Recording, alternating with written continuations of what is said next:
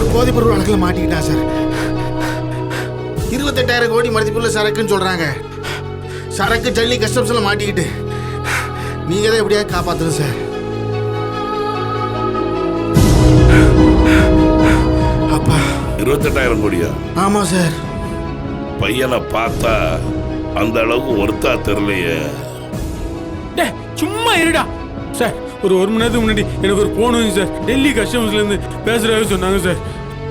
என் பேர்ல தைவான்ல இருந்து ஒரு கராயின் பார்சல் வந்திருக்காங்க சார். 28,000 கோடி மதிப்பா சார். இன்னைக்கு ஜாமீன் எடுக்கணும்னா 2,500 கோடி வேணுமா சார்?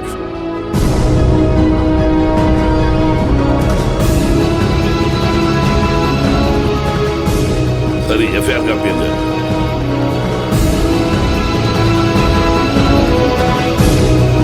மாப்பிள்ள எஃப்ஐஆர் காப்பி தரல.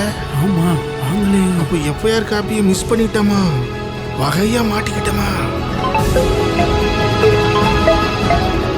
சார் அங்க இருந்தா சார் போன் வருது. பேசுங்க.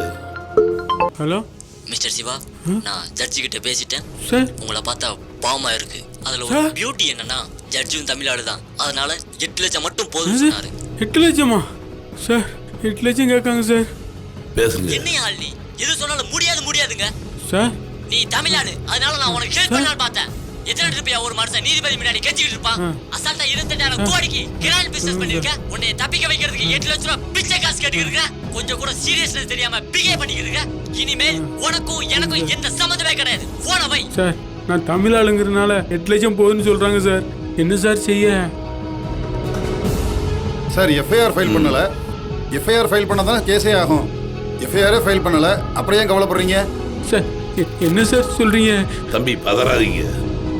உங்க போனுக்கு வாட்ஸ்அப் கால் வந்ததுதானே சொன்னீங்க. நான் இந்த போன் தர்றேன். அதே நம்பருக்கு இந்த போன்ல இருந்து பேசுங்க.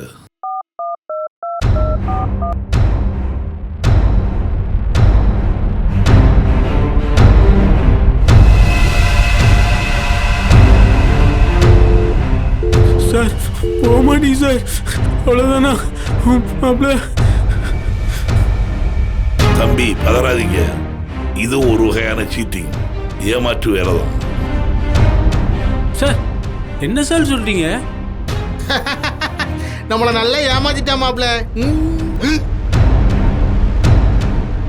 தம்பி எஸ்பி வஜ்ராராம போய் பாருங்க. சரி சார், சரி சார், சரி சார். அவர் நல்லபடியா ஹேண்டில் பண்ணுவார். சரி sir. No problem. Thank you sir. போயிட்டு ஓகே வாங்க. சார், ரொம்ப நன்றி சார். வரோம் சார்.